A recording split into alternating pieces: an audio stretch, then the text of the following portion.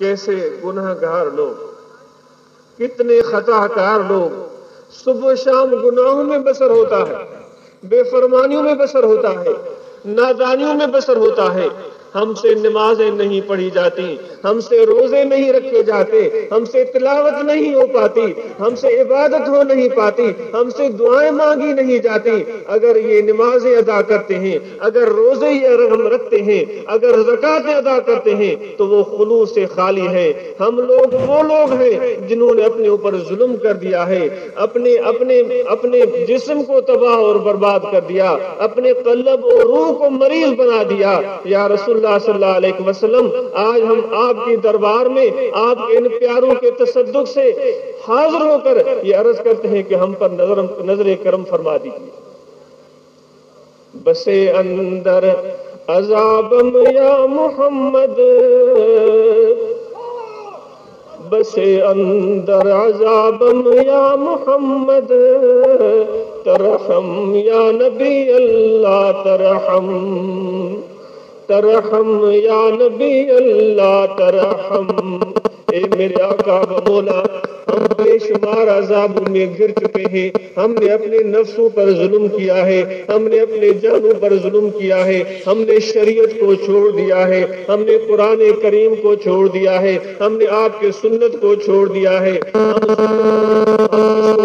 کے راستے پر چل نکلے ہیں، شیطان کی پیروی میں ہم چلتے جا رہے ہیں۔ یا رسول اللہ صلی اللہ علیہ وسلم، ساری دنیا میں سب سے زیادہ قابل رحم ہم ہی ہیں۔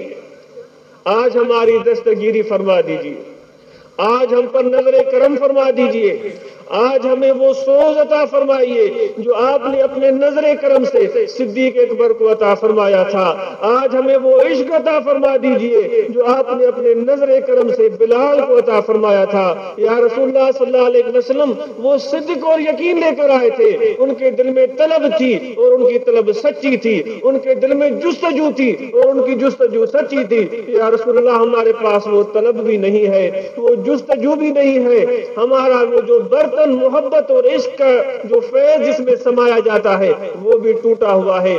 ان سب لوگوں سے جو اس وقت میں آپ کے ارد گرد بستے تھے، ان سے زیادہ قابل رحم آج ہم ہو چکے ہیں، کیونکہ ایمان بھی آپ کے صدقے میں ہمیں ملا تھا، قرآن بھی آپ کے صدقے میں ہمیں ملا تھا، وہ دولت ہمیں مل چکی تھی، پھر آج ہمارے ہاتھوں سے وہ چیز چھن چکی ہے۔ تو جس کے پاس کچھ بھی نہ ہو تو وہ اتنا قابل رحم نہیں ہوتا، لیکن جس کے پاس دولت ہو پھر اس سے وہ چیز چھین لی جائے تو وہ زیادہ قابل رحم ہوتا ہے۔ یا رسول اللہ، وہ جو لوگ مکے میں بستے تھے، جن کو آپ حق کی راہ کی طرف بلاتے تھے، اللہ کی طرف بلاتے تھے، تو انہوں نے تو کچھ دیکھا بھی نہیں تھا، کچھ حاصل بھی نہیں کیا تھا، لیکن آپ نے ہمیں عطا فرمایا تھا، ہمیں دے دیا تھا۔ اور صحابہ نے اپنی قربانیاں اور جانوں کا نذرانہ پیش کرتے ہوئے، شہادت کو پاتے ہوئے، اپنے وطن کو قربان کرتے ہوئے، اپنی اولاد کو قربان کرتے ہوئے، اپنی جائیداد کو قربان کرتے ہوئے وہ دولت ایمان ہمارے